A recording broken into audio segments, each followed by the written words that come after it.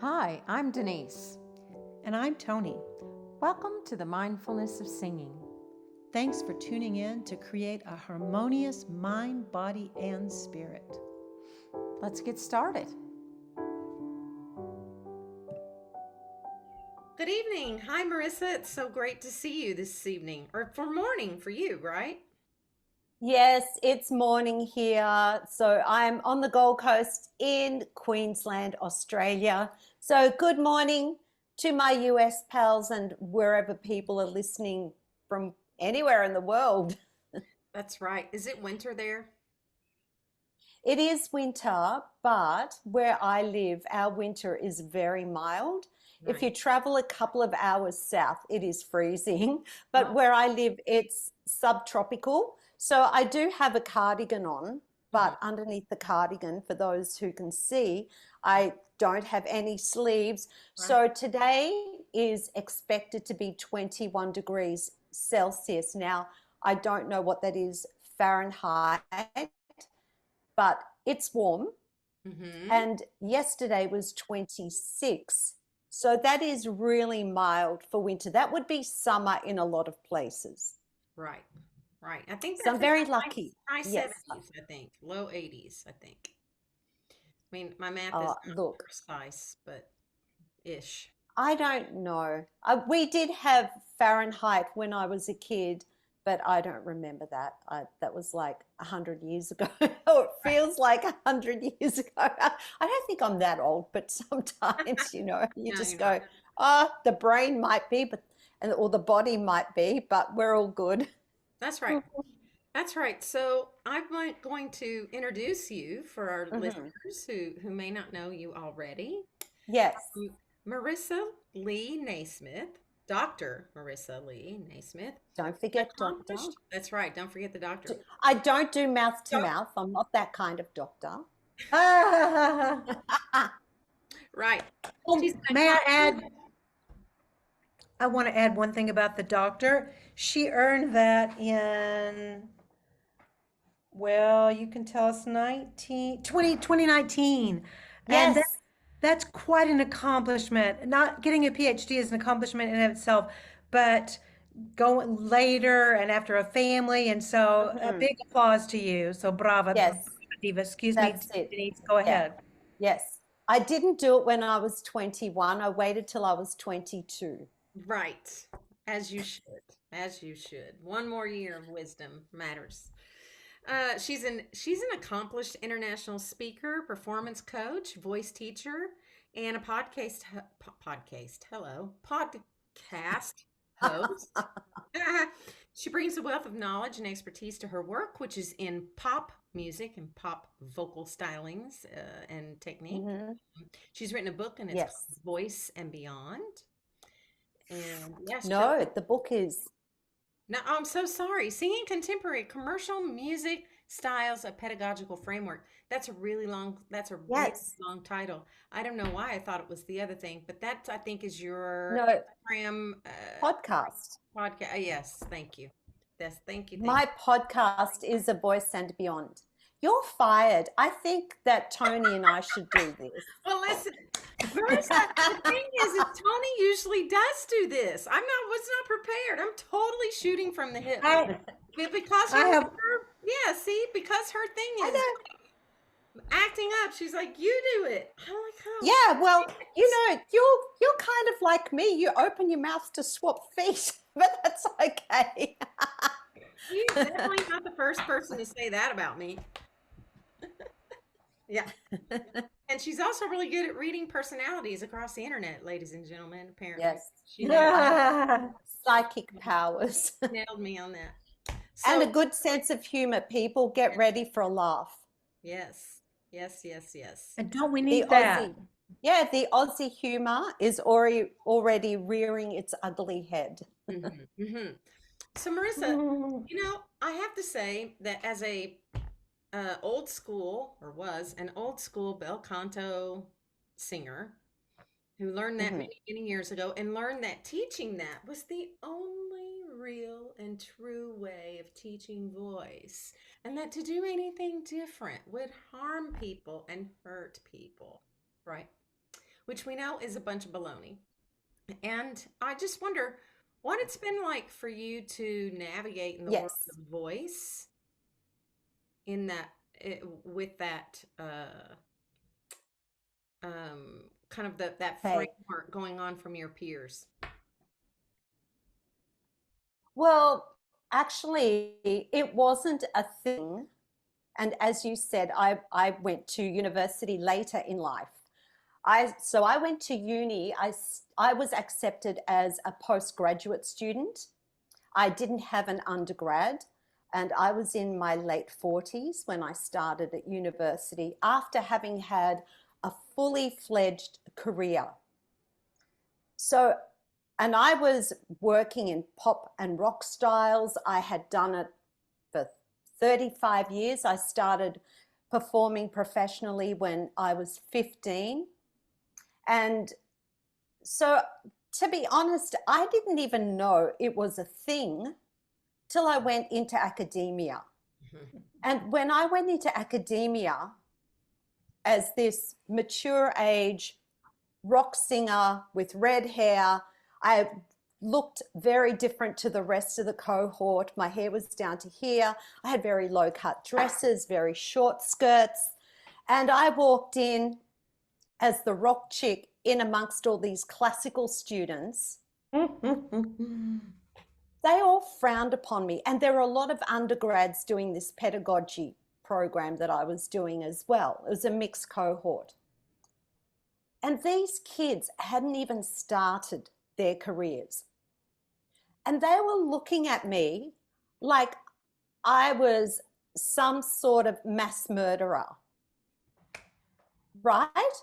Like it wasn't just, oh, she sings pop, or rock. It was like I had committed some sort of felony.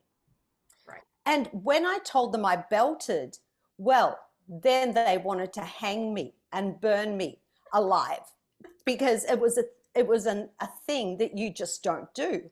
Right. So after, you can imagine my surprise and my horror after having this career as an award-winning performer. I had sustained that career for 35 years and only twice taken a break from that career to have children. And even then, it was only a matter of months, in and out, had the kids, popped the kids out, back on stage, paid off a home, put my daughter through private school education. And I thought, what is going on here? I felt like an imposter for the first time throughout the whole of my career. I felt like an imposter. I didn't feel that I belonged to this industry. I felt stupid.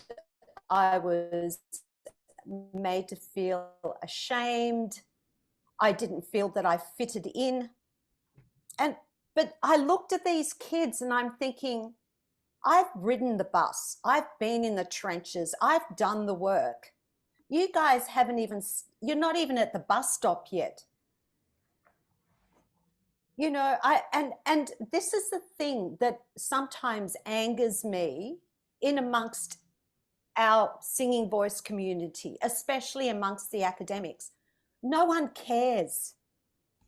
No one cares about this classical Western European hierarchy other than those people, because in the real world where people are making money, they don't care. They don't even know this hierarchy exists and doesn't matter, only to the egos of those who believe that.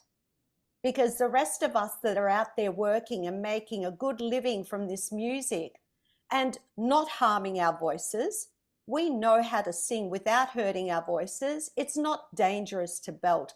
I belted from the age of 5. And only once did I have vocal issues. And it had nothing to do with the way that I was singing. Do you want me to share that story? I'd happily share it because please. it might give context to some of those who think that being a performer in the CCM industry is dangerous to the voice and to vocal health. Well, what happened to me was I was touring in a rock band. I was the only female in the band. I, being a little person, being on stage with these males who were way taller than me. Back then, we didn't have inner ears. We had to rely on file back, on monitors, on stage. The way they positioned the monitors, I couldn't hear myself on stage. They put me in front of a drummer. The drummer was heavy-handed and great drummer, but very heavy-handed. Back then, we didn't have the screens. So I was being bombarded by all the amplification on stage. The drummer couldn't hear myself. So I was compensating for that and pushing. Not only that, when you're on the road and you're touring, you leave very early in the morning. So you get picked up early in the morning. Before you can afford to have roadies, and that was us to begin with, we had to lug the gear. And as a woman, I wasn't given a free pass. I had to lug along with the guys. So get to the gig, lug, and after carrying all that heavy equipment, get on stage, do sound check. And this is hours before the gig has even started. There was never any healthy food. We were in air-conditioned venues, sometimes, and the band bus was air-conditioned.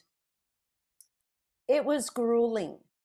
And also too, we would wake up early in the morning if we happened to have an overnighter somewhere. Sometimes we would go back home that night and we wouldn't get home till 3 or 4 in the morning, get back up and do that all over again, repeat. Sometimes we would have 2 gigs in one day, and they would be hours away. And then there were times that we were doing media, so we would have to get up early, be interviewed for TV, for radio, whatever it was. It was tough. It was really tough. It was relentless. And I did 99% of the singing, and the gigs were usually 3 to 4 hour gigs. The 1% that I didn't solo in, I was doing the 5th above. That was always my harmony line, was doing the 5th. So I was constantly on stage. I was moving around, performing. It was tough.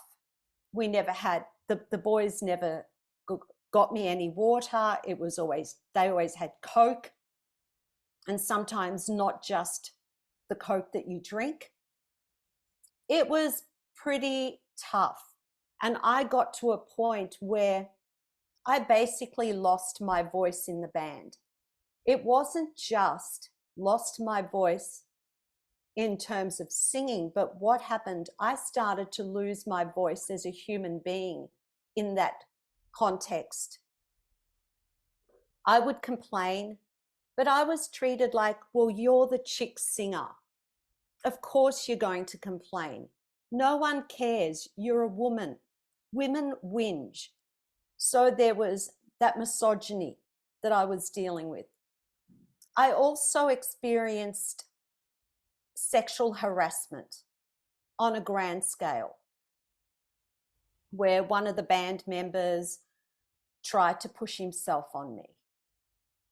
And it was a really tough experience. I started to feel more and more fatigued. I started to lose my energy as I felt disempowered. And eventually, I remember that it was New Year's Eve. We'd already done a gig the night before. We had to be up at 2 in the morning to catch a couple of flights to where we were doing a New Year's Eve gig. We had to go straight to the venue and do sound check. I sang half a song and my voice cut out. I was sent back to the hotel and was told to sleep. So I went back to sleep. I had no problem sleeping. They woke me up half an hour before the gig was starting. I had to get myself ready, travel to the venue. I did one song. I sang one song, and that was it. My voice just stopped. Like it literally, it was as though someone had turned the switch off. It just stopped. And I knew I was in trouble. And so I said to the band manager, this is not working for me. I had been singing up until that point. I'd been singing professionally for about 15 years, and I'd never experienced anything like this in terms of the way I was treated, but also the things that were starting to happen with my voice. And I knew it was not right. There was something not right in this whole scenario. My intuition, everything was telling me to get out. And when I tried to, the band manager said to me, you can't leave until you finish all the gigs that are coming up in the future that we have booked. And if you do leave, I'll make sure you never work again. So being at that time, I was a single parent and I had to provide for my daughter. And so I stayed in that scenario, and it was tough. It was soul destroying. It took me 6 months to get over that experience, physically, mentally, emotionally. But I did use that time. I was quite an entrepreneurial type of person. So I used that time to set myself for the next phase of my career, which was amazing. I did go on to have a fantastic next 15 years, 20 years. Once I got over that scenario, and it was just vocal rest. It was just rest. I didn't have a pathology. It was just, I was beaten. So when people say that CCM styles are dangerous, that they cause problems, it's quite often the environment that's the problem. It's the managements who are the problem. It's the venues. There are so many factors that go into that scenario. That's why when Adele lost her voice and she cancelled after having done so many concerts, she was on the final leg of her world tour. And people in the forum started arcing up about Adele, how unhealthy her voice was, blah, blah, blah, blah. I just thought, you people don't have a clue. You don't know what it's like. And quite often, it's not the singing that shreds the voice. It's other things where you start to feel disempowered. You start to feel that you're not being heard, that you're just physically exhausted. And our whole body is the instrument. So if you're working with an instrument that's tired, it's like working with a keyboard that's been bashed up, that's got broken strings, piano with broken strings. It's like a guitar with a broken neck. It's just not going to work. And that's how we've got to look at it. And we have to start being kinder and start having some empathy. So I know that was a very long-winded question, but this whole thing, but this whole thing about CCM being lesser than, man, we work hard for what we do. We earn the right to stand alongside of our classical colleagues with pride. And it's time people get their heads out of their backsides. We're clapping. We're giving you a Thank standing you. ovation. For those of you who are not watching but are listening in your car, Tony and I are giving her a round of applause and a standing ovation. No, Thank you. absolutely. Absolutely. So no one cares. No, it's not a thing. It's only a thing by the people who make it a thing, because they're scared that if they acknowledge that this music is legitimate, then perhaps they feel that they're going to be lesser than, that they're going to have to come down off their pedestals. Right. And that's going to hurt. Well, it's really hard to take a pedestal out your backside. You know, Yeah.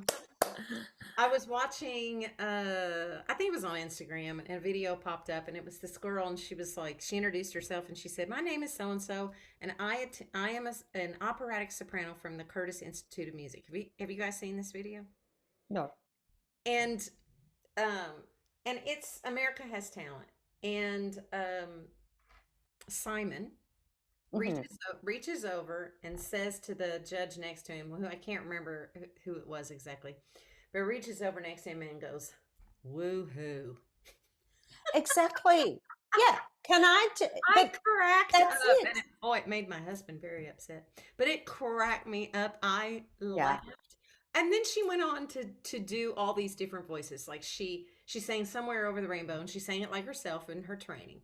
And then she sang it like Ariana Grande, and then she sang it like Celine Dion, and then she sang all these, CCM, pop music, divas, and she was great. She was great. Yes. She brought the house Yes. down. And Simon, actually, when she started doing that, he went, "Okay." Yeah. Yeah. Well, it's interesting. You wonder where that's all come from. Has that come from mimicking? Because what's really interesting about what you said, she did Ariana Grande, she did Celine Dion. But She what sounded about like him her? too. Yeah, but what about what her authentic voice is, Right. right? I mean, because we learn by mimicking. That's how I learned. When I was 5 years old, I learned these styles by singing along with my brother's records. He belonged to a record club. Every month, a new LP would turn up at the house, and it was Rolling Stones, The Animals, The Who, Shirley Bassey. And I just sang all this stuff, and I mimicked the style, the timing, the feel, that like I just started to embody all of that. Mm-hmm. And I learnt this music by immersing myself in that music till I eventually found who I was in this music. But initially we learn by mimicking. So it would have been interesting to ask that girl then at the end of that performance to go, well, who are you amongst all of that? Right. Where do you sit in amongst all of that music? What does your true voice sound like? Right. And the first thing she did was she sang in her operatic voice, which we know is not No, I mean, dare I say, it's not authentic. It's a taught it's not. it's a taught affect, and it's a taught style. Otherwise everyone around the world would sing in an opera style. I mean, Well, we'd all be going around. it's Yeah, not but natural. no. Okay, so that leads me, sorry, I have to mention this. I have never had classical training, right? Never had a classical lesson until last year. So Mhm. I was part of someone's PhD research. So I was like an experiment where they asked me to join the study as someone who'd had a long-standing career in CCM, no training in classical music, and to have lessons in classical. Now, what an experience that was. It was 6 one-hour lessons. And I remember that most of that time was spent doing exercises to lower my larynx, right? That's not natural, right? So half the lesson was they were trying to lower my larynx. I'm going, what the hell's this? Whereas my students come into a CCM lesson and they're ready to sing because they're already in the setting that they're going to sing in. So how is that natural? Isn't that manipulating? where you're spending half the lesson trying to get the voice to do something that it naturally doesn't do. Of course. Okay. And what was really interesting, and then the amount of air intake. Man, I was nearly passing out. Yeah. Like I'm going, what the hell is all this air? I Yeah. felt like one of those helium balloons. I mean, it's lucky I didn't take off in the skies with all because I'm only a lightweight. I'm sure I would have floated upwards if they had have let me. But You want to you hear know, and something funny? You want to hear something yeah, really funny about that? So I guess what, Tony, like 5 years ago, I started rethinking breath, classical breath, and was like, this is bullshit. People, yeah, we're teaching our students to overbreathe. So yes.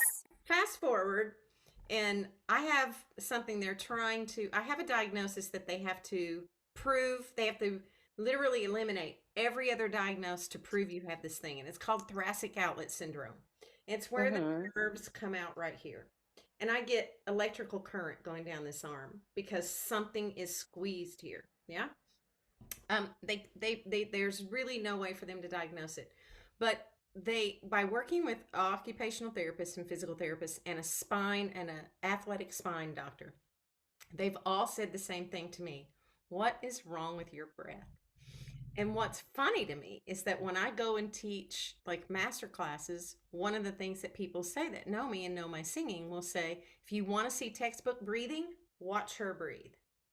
It has totally screwed with me, my Mm-hmm. anatomy, to such a degree that I have this rib out of its joint because What? I have overbreathed for so many years and I'm having to Wow. learn breath.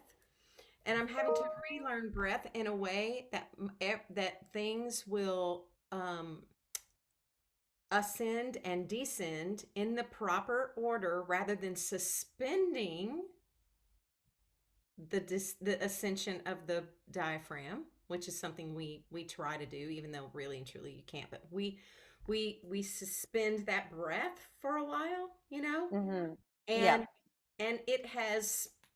They think that's what's caused this thoracic outlet Oh syndrome. my It's gosh. it's insane. And so I'm having to like take my tongue and push against the roof of my mouth to reset my neurological synapses so that my breath will do something different than it's known to do for 40 years of singing.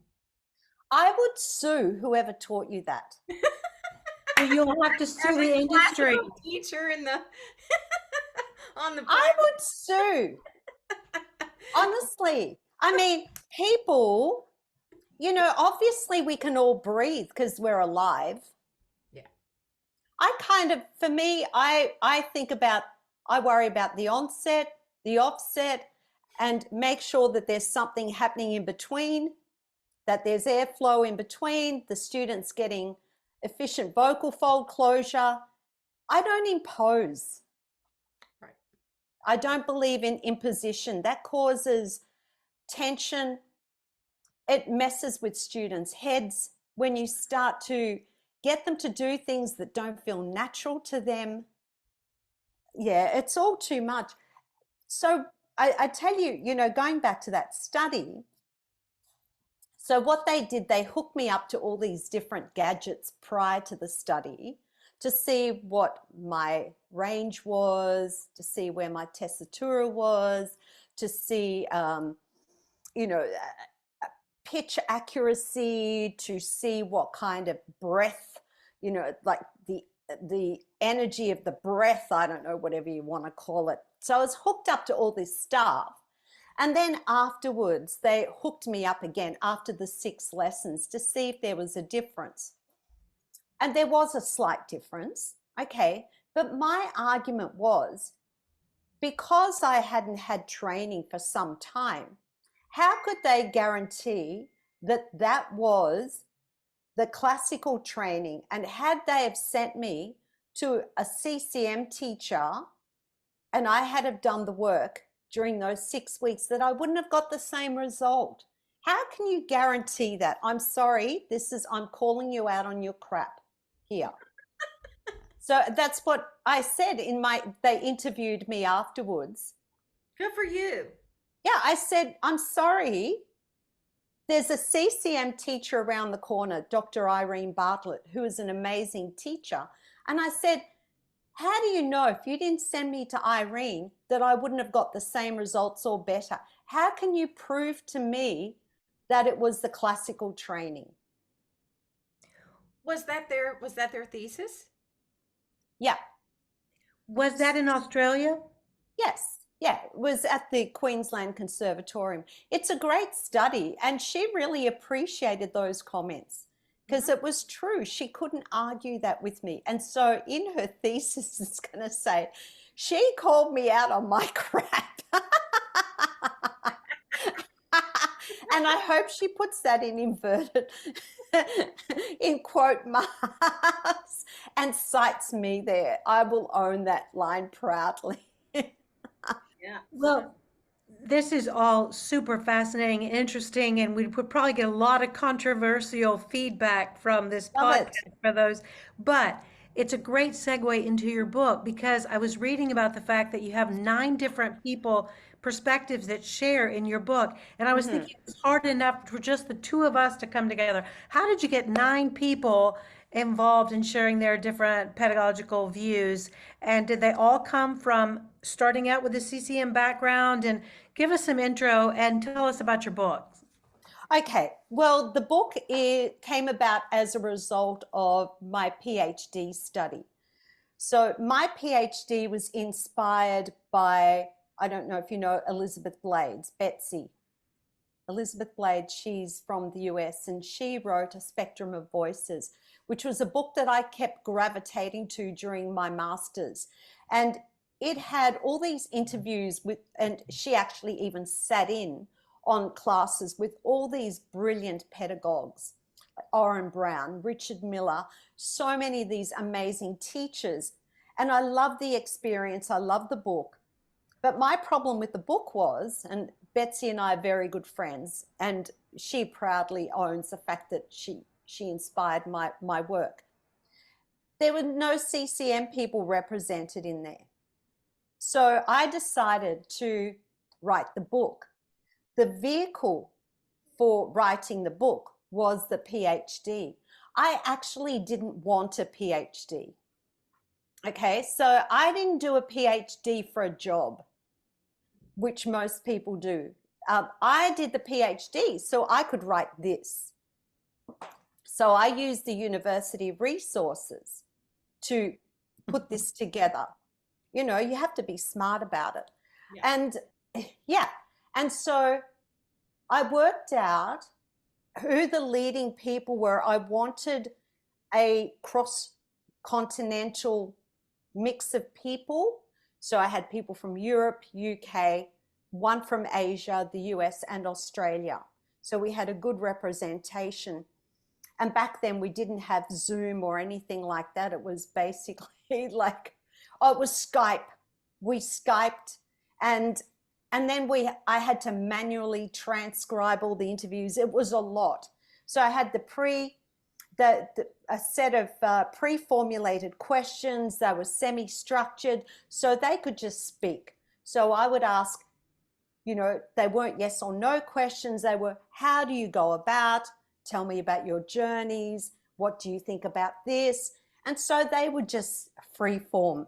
And then what I did was gathered all the information and then started to compare the responses. And hence the summary of all of that was my PhD. And then I changed it to fit the context of a book. But with those teachers, all of them had come from a classical background. And this is where I think I'm kind of unique. I haven't really fully appreciated my own journey, but all these teachers had come from a classical background, and then most of them serendipitously came to teach CCM styles and had to figure it out. And that's what they did. And one of them is Jeannie Lavetry, who has, you know, obviously she's done a great job of working that out, and now she has her institute and she teaches others. There was Gillian Kayes, who was more into music theatre. There's a number of teachers, but all of them, yes, they have come from a classical background. So it was deconstructing then how did they come to teach CCM? What did they do? And what are they now doing in their studios?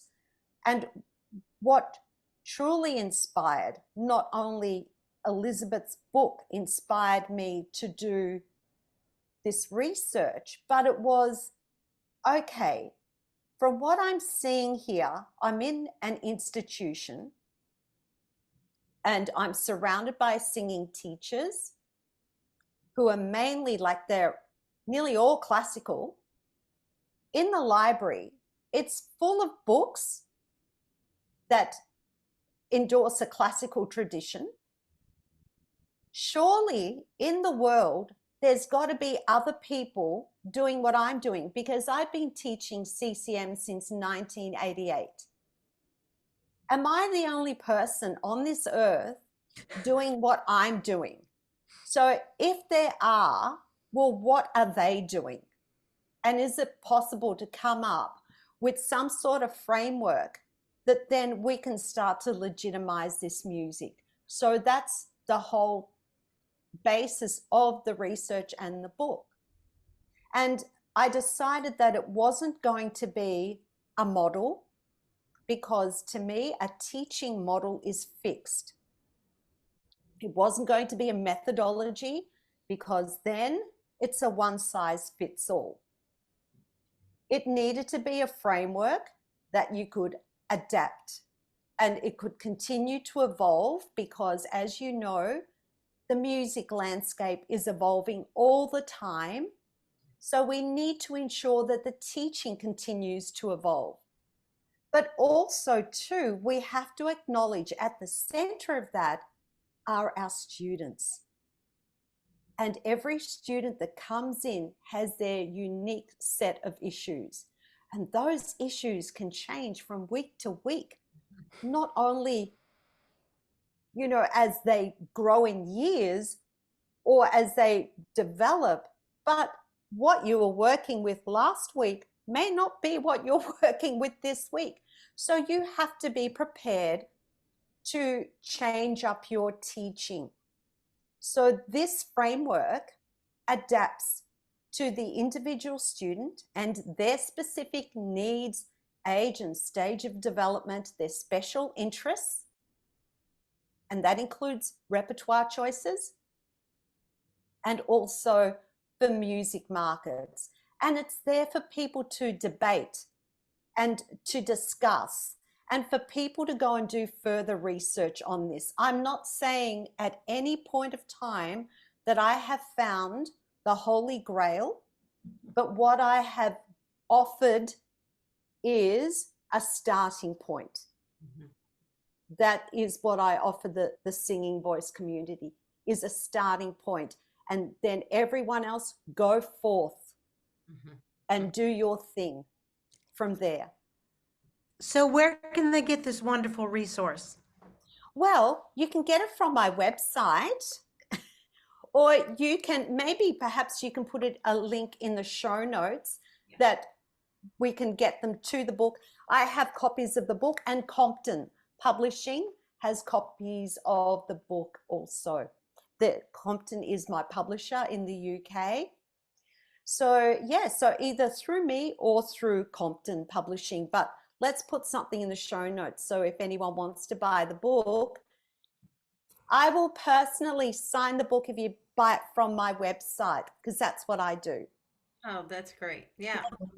Yeah. Yeah, we will definitely put it in the show notes for sure. Thank you. And Thank you. something else that you can get from Marisa, go and check out her website, marisalenaismith.com, Dr. marisalenaismith.com. Yes. Is that correct? Yes. And, you know, can I just add, sorry, I'll Yes. just keep talking, don't mind me. But recently I did a workshop at the Voice Foundation Symposium, and I started it by saying I proudly own the title Doctor, because of those humble beginnings where I was known as the pop and the rock chick. I was the chick singer in this industry And I've worked my butt off to gain the creds and to gain that title. And not only am I giving credibility to me, but I'm giving credibility to my industry by using that title. So I will own it and I will take it. Thank you. Yes. Yes, thank you. And I corrected myself, and that's a great segue for something else that Dr. Marisa Naismith has available on her website. You'll see a link for an ebook that I just read Yes. before the podcast about self-love, and that was a great demonstration of self-love and honoring yourself in many different ways. So it's a great little free ebook. So go check out Dr. Marisa Naismith. Thank you for sharing your wisdom, your stories. What an inspirational, warm lady you are. Oh, It's thank you. thank you. Thank you. Yeah, continually evolving. That's what we need to do. I don't ever want to stop. I want to continue waving the flag, and I'm going into other areas. I'm transitioning into other work as alongside of my teaching work, where I'm going to be starting a performance mastery coaching program, which I'm launching in July. And there'll be another product for sale, and that is this beautiful, beautiful, which I'm so proud of, this beautiful gratitude journal Nice. that I'll be selling online as well. And she's a life coach too, I believe from the website, just Yes, a cheerleader for people to help them absolutely. achieve. So lots to check out on her website. Thank you. Thank Thank you. No, you. I'm very grateful for where I'm at in my life, and I feel I'm exactly where I need to be. And all the things that I've been through in my career, in my life's journey, have led to where I am now. And through the ups and through the downs, this is where I'm meant to be. And I'm really grateful for life and its journey. Marissa, one last question Yes. before we let you go. Mhm. So, do you does the subject of mindfulness come up with your students? Is that something? I know that I saw a video of you saying that you love to do mindful walking. Yes. Does the subject come up? Are you a what would you say about Okay. mindfulness to your students? Okay. Well, I think mindfulness for my students is not something that I talk about, but I endorse. So I do it in a way where I'm not saying to them, I want you to be mindful, but I create space for them to be mindful. And by me doing that, it needs to start with myself first and getting out of my own way and making the space itself a place where students can come in, they can feel safe, they can allow themselves to be vulnerable, to explore, to be honest, share their stories while through their singing. And it means for me that I'm their guide in that process rather than their teacher. But it's teaching students that when they sing, they too need to get out of their own way. That the true singing process, and for them to be truly connected to their music and to their story, they have to be present with themselves. Mm-hmm. I think you also hit it on the head that you demonstrate mindfulness. Everything you shared is bringing awareness to what you do, not just passively. I think it starts with the teacher modeling mindfulness, and Yeah, you exhibit yeah, that. yeah. And it's not about this is what I know. It's about when you are mindful yourself, you have an awareness. Your awareness and your intuition is elevated. So as soon as a student walks into that space, you start to feel their energy. You know if something's up with that person or not, because it's not about you. It's about their journey.